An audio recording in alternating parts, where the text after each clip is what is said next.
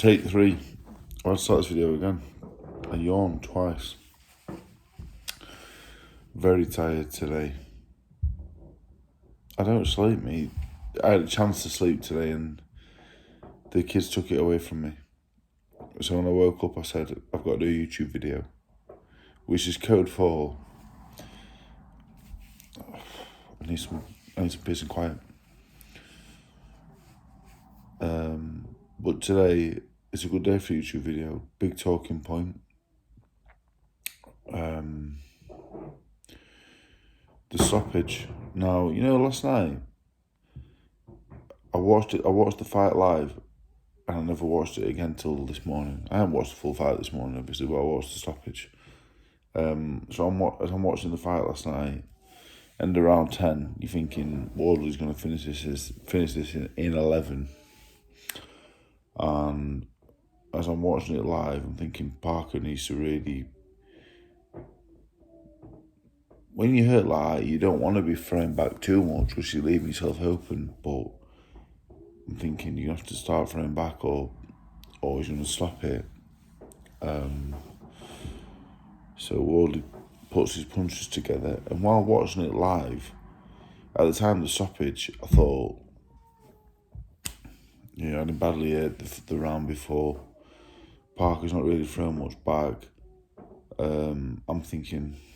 I didn't know, like in the video, the review video, I never mentioned the stoppage because at the time I thought, fair enough. Under a lot of pressure, been badly hurt,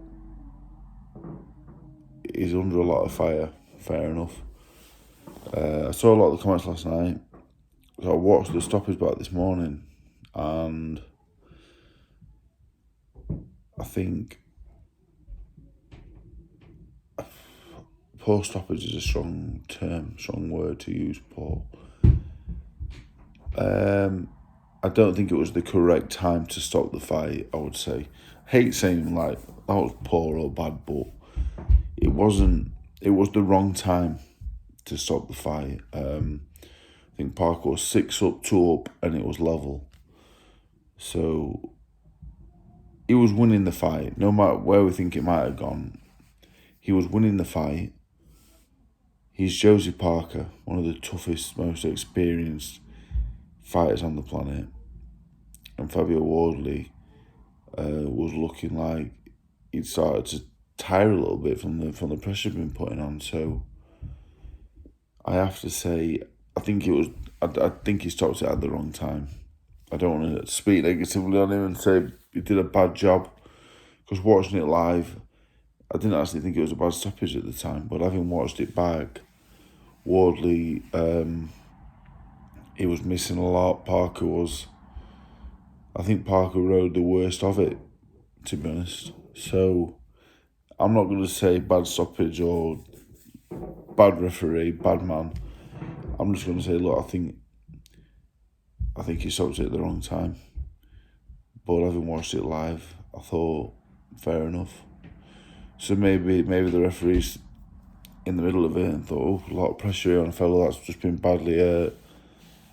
Wardley can punch, I'm going to stop it. And if he said that to me, I'd say, well, better safe than sorry. But my overriding feeling is he didn't stop it too early. He stopped it at the wrong time. At the time he stopped it, I didn't think Parker was in danger of being hurt. So unfortunate for Parker, really. If we're talking maths, 6 up, 2 up, and a draw, Wardley's going on to get a minimum of a draw at that point, you would think.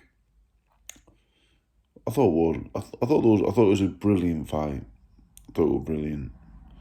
On reflection now, a great fight. I think Parker too heavy, way too heavy to go 12 rounds.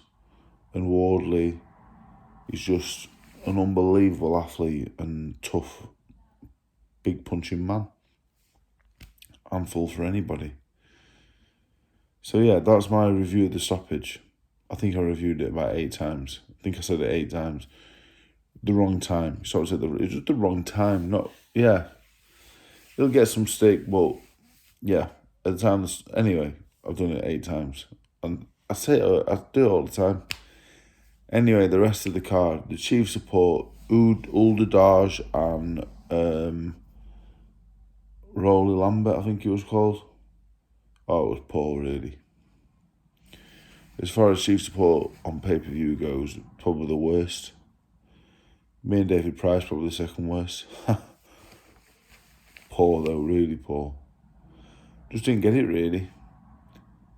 You know, we have a pay-per-view show in London, and we got an IBO World Title fight with an Albanian guy against a guy from the Cameroon.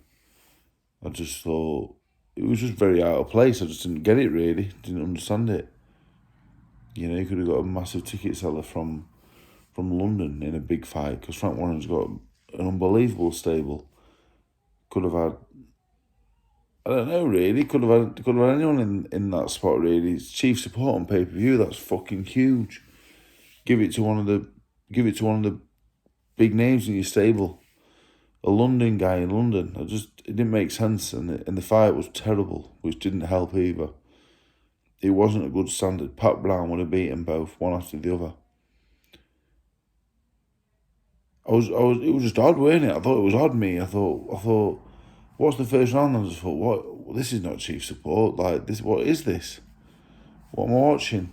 And I've been in some shit fights in my time, but that was shit as well.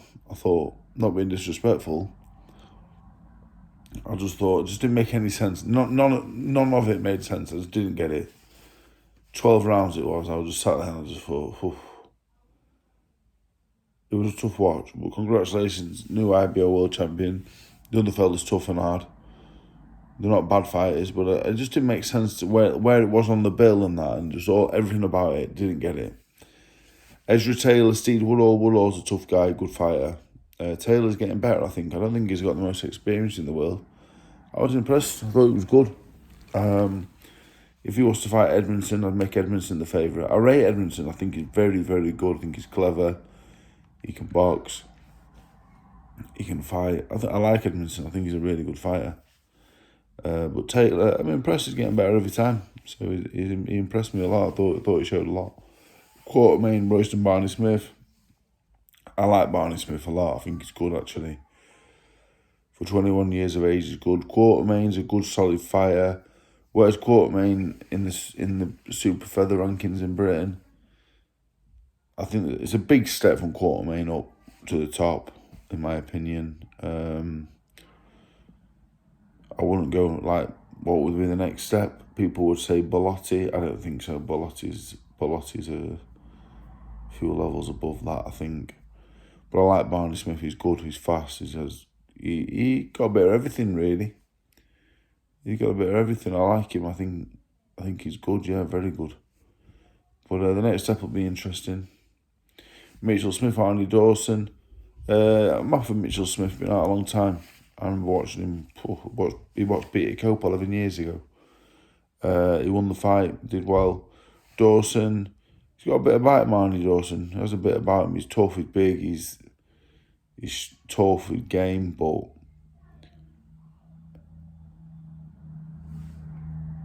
just a few things I think could be doing better. I'm sure he will, because he's young. Tony Curtis against Lakshmi Zaragoza Contreras. At Superfly, he'll grow. He's still got a lot of growing to do, Tony Curtis. I think he's got a lot of talent, but he's only young.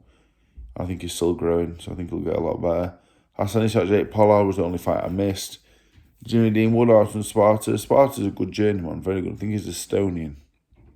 I think he comes over with Dimitri Prokounas. They're both tough in game, and they both know what they're doing. Jimmy Dean Wood boxed well. Zayn Ahmed, Angel Gomez. You know what? It was unfortunate when they knocked down last round, because it weren't a knockdown, and I thought he boxed great. I was actually really impressed with him, to be honest. He showed good composure, and he didn't panic. It was his debut in a big arena, and he held it together. I thought he boxed really well. I thought it was really unlucky with that knockdown, because I thought it was a good performance for a debut. I thought he did really well. George Crotty, Bahadur Karami. Crotty, I enjoyed watching him, actually. Had fast hands. He really punched with good intention. Don't think he's the biggest puncher in the world, but it was exciting to watch. Karami's very tough. At 30 years of age, with a lot of amateur experience, he's just crack on really, getting some good fights. A 6-round in the box for the area title, no point hanging about. And then Anton Essen, Jordan Ellison. Jordan Ellison probably the best. Is he a journeyman? He's in area title fights all the time. He's not really a journeyman. Jordan can fight. He's probably the best away corner fighter in the country. Anton Essen, though, he's good, Anton Essen. I think he's a long way off how good he can be, but he has a lot of ability. He definitely can do it. He's not doing it at the moment, but he's only got the experience. But he definitely can do it. He's pretty good, actually. And that is the review of last night's boxing, the full review of the whole show. I've just woke up, me. And I'm going to have another nap at some point today. I can hear the kids. My son likes sharks. He's carrying 2 big sharks around with him. These little, like, I don't know what they are really. But it's Sunday, it's only 10 a.m. It's going to be a long day. Have a good one, everyone.